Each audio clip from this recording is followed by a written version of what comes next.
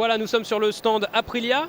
Aprilia qui profite du Salon de Milan pour fêter dignement un événement important pour eux. Ils sont devenus champions du monde Superbike avec Max Biaggi. Donc pour Aprilia, c'est quelque chose d'important de revenir sur le devant de la scène avec une moto de sport, la RSV4, et tout de suite d'engranger un titre.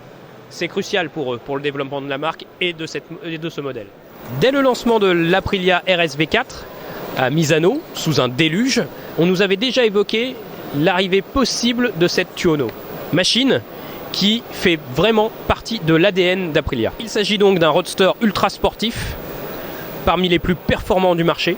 L'Aprilia Tuono rencontrera sur son chemin des machines telles que la Ducati Street Fighter ou encore la KTM Super Duke R. La Tuono V4R est donc une RSV4 déshabillée. Aussi, on retrouve ce moteur 4 cylindres en V à 65 degrés, entièrement repris de la dernière version de l'Aprilia RSV4, l'Aprilia RSV4 APRC. Ce moteur ultra moderne développe 162 chevaux à 11 000 tours en version libre et un couple de 11 déca-Nm à 9 000 tours.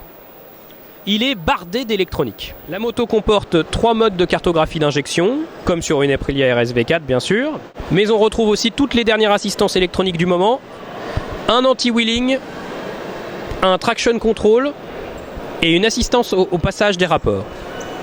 Toutes ces assistances électroniques sont paramétrables et déconnectables. Bardée d'électronique, la Tuono V4R dispose de nombreux capteurs sur toute la moto. Ici notamment, on voit le capteur qui sert au traction control, l'antipatinage. C'est le même capteur que l'on retrouve sur les motos équipées de l'ABS, mais la Tuono V4R fait l'impasse sur l'ABS. Et c'est peut-être un peu dommage pour une moto qui est censée rouler toute l'année, notamment l'hiver sur les surfaces humides. À bord de la Tuono V4R, on découvre un environnement très typé roadster sportif. Une moto assez haute, 840 mm de hauteur de selle, des cale-pieds assez relevés pour avoir une meilleure garde au sol en virage. On retrouve aussi un guidon relativement large, mais qui reste confortable.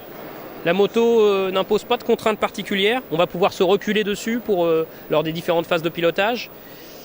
Donc vraiment, ce sera une moto qu'on pourra sans doute utiliser au jour le jour, mais avec un tempérament et des performances de tout premier ordre. On vous en dira plus lors de l'essai sur motostation.com.